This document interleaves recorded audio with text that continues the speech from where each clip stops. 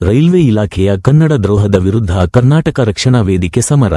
ಪ್ರಿಯ ವೀಕ್ಷಕರೇ, ನೀವು ಇನ್ನೂ ನಮ್ಮ Insight News 14 YouTube channel subscribe ಮಾಡಿಲ್ಲವೆಂದರೆ ಕೂಡಲೇ ಸಬ್ಸ್ಕ್ರೈಬ್ ಮಾಡಿಕೊಳ್ಳಿ.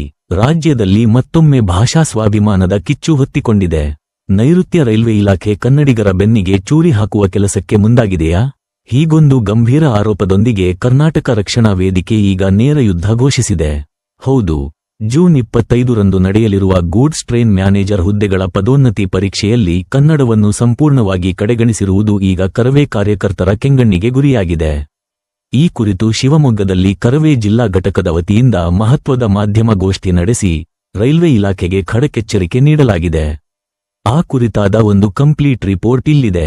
ಕರ್ನಾಟಕದಲ್ಲಿ ಹುದ್ದೆಗಳು, ಕರ್ನಾಟಕದಲ್ಲೇ ಪರೀಕ್ಷೆ, ಆದ್ರೆ ಪರೀಕ್ಷೆ ಬರೆಯಲು ಕನ್ನಡದಲ್ಲಿ ಅವಕಾಶವೇ ಇಲ್ಲ.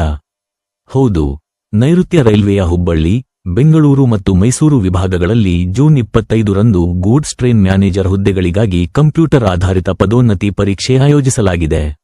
ಆದರೆ ಈ ಪರೀಕ್ಷೆಯನ್ನು ಕೇವಲ ಹಿಂದಿ ಮತ್ತು ಇಂಗ್ಲಿಷ್ ಭಾಷೆಗಳಲ್ಲಿ ಮಾತ್ರ ನಡೆಸಲು ರೈಲ್ವೆ ಇಲಾಖೆ ತೀರ್ಮಾನಿಸಿದೆ. ಹುಬ್ಬಳ್ಳಿಯಲ್ಲಿ 179, ಬೆಂಗಳೂರಿನಲ್ಲಿ 112 ಹಾಗೂ ಮೈಸೂರಿನಲ್ಲಿ 139 ಹುದ್ದೆಗಳಿಗೆ ಅಭ್ಯರ್ಥಿಗಳು ಪರೀಕ್ಷೆ ಬರೆಯಲಿದ್ದಾರೆ. ಆದರೆ ಕನ್ನಡಿಗ ನೌಕರರಿಗೆ ಅವರ ತಾಯಿನುಡಿಯಲ್ಲೇ ಪರೀಕ್ಷೆ ಬರೆಯುವ ಅವಕಾಶವನ್ನು ಉದ್ದೇಶಪೂರ್ವಕವಾಗಿ ನಿರಾಕರಿಸಲಾಗಿದೆ ಎಂದು ಕರವೇ ಜಿಲ್ಲಾಧ್ಯಕ್ಷರಾದ ಆರ್. ಮಂಜು ಅವರು ಮಾಧ್ಯಮ ಗೋಷ್ಠಿಯಲ್ಲಿ ತೀವ್ರ ಆಕ್ರೋಶ ಹೊರಹಾಕಿದ್ದಾರೆ. ಈ ವ್ಯವಸ್ಥಿತ ಷಡ್ಯಂತ್ರದ ವಿರುದ್ಧ ಕರವೇ ರಾಜ್ಯಾಧ್ಯಕ್ಷರಾದ ಟಿ. ಎ. ನಾರಾಯಣಗೌಡರ ನೇತೃತ್ವದಲ್ಲಿ ಈಗ ಹೋರಾಟದ ರೂಪುರೇಷೆ ಸಿದ್ಧವಾಗಿದೆ. ಕರವೇ ಮಂಡಿಸಿರುವ ಪ್ರಮುಖ ಬೇಡಿಕೆಗಳು ಹೀಗಿವೆ. ಜೂನ್ 25ರಂದು ನಡೆಯಲಿರುವ ಪರೀಕ್ಷೆಯನ್ನು ತಕ್ಷಣವೇ ಮುಂದೂಡಬೇಕು. ಪರೀಕ್ಷೆಯಲ್ಲಿ ಕನ್ನಡ ಭಾಷೆಯನ್ನು ಕಡ್ಡಾಯವಾಗಿ ಸೇರಿಸಿ ಹೊಸ ವೇಳಾಪಟ್ಟಿ ಪ್ರಕಟಿಸಬೇಕು.